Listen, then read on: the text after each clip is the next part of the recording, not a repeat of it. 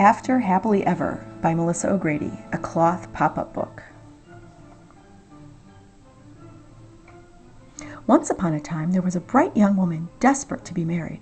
Finally, she met a handsome man, and although she did not know him well, she agreed to marry him the moment he asked. On their way to his castle, the young wife asked her bridegroom lots of questions. What are your favorite foods? Do you have any hobbies? How big is your castle? Oh, and how many previous wives exactly did you have? She could never keep the last one straight, though she certainly was grateful to be married to someone with experience. He told her not to trouble herself, that after they arrived at his castle, all her questions would be answered. He also said he was considering growing his beard back, now that he was a married man again. The castle was stunning, expansive, and well-maintained. Well, they had a simple meal that he prepared, and their first night together was sensual and dreamy.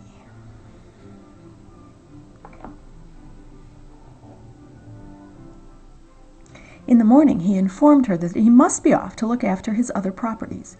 He handed her a large ring of keys and told her to take the run of the castle.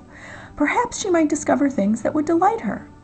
But, he told her firmly and with knitted brows, she was not to use the small golden key. Although it unlocked an insignificant little door, he would not be pleased if she opened it. With a swift embrace, but no further explanation, he departed. As he left, she noticed that his shadowy new beard had pricked her cheek.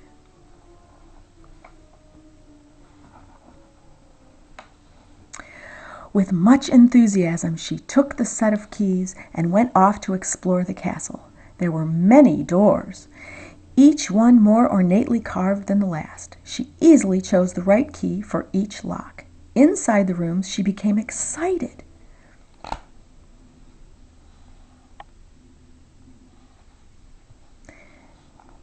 Then puzzled.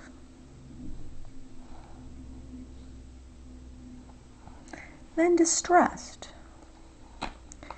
Each one was filled with its own unique collection. One with gadgets, the next with treasures, the next one full of sporting goods, and the final one with musical instruments. At first glance, they all seemed lovely, but with closer look, she saw that everything was bent, tarnished, or broken. At last she came to the end of the great hall, where a plain blue door stood. Surely, she thought, this must be the door which the smallest key unlocks. Although her bridegroom's stern warning still echoed in her ears, a feeling of uneasiness was stronger. The smallest key began to sing as she came closer to the plain door. And then it began to shout, "Turn me, O wife, and you forfeit your charming life!" Startled, she dropped the keys. As she bent to pick them up, another voice began to sing from behind the plain door. "Sister, dear sister, come enter this room, and we shall save you from your doom." The voice turned into 2, then 3, and 4. The song became louder, and the young wife knew that she must see what was behind this final room.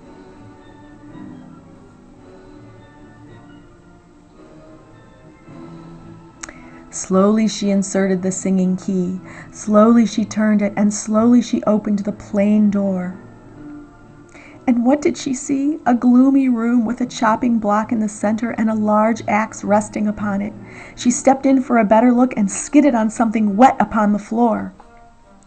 Darker than the room was a pool of blood. Hanging upon the walls were the severed and bloody heads of her bridegroom's previous 6 wives.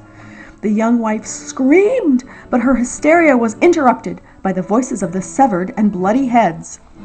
"Sister, dear sister, help us down, and we shall turn misfortune round." Although her heart beat with terror, she did as the previous wives asked. She wrapped the severed and bloody heads in a linen cloth and carried them to her room.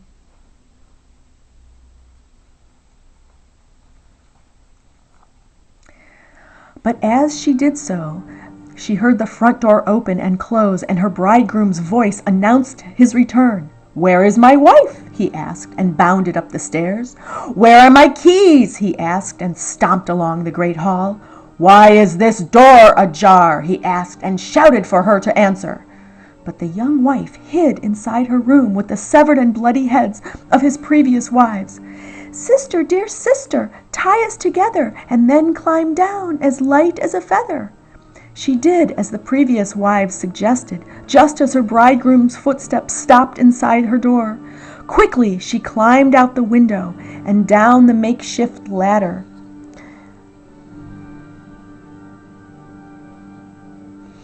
When she reached the soft ground, she ran as fast as she could. Only then could she run no further did she look back. Hanging from her window, she saw her bridegroom strangled from the silky rope of the hair of his previous wives. His recent, but now no longer growing beard was decidedly blue.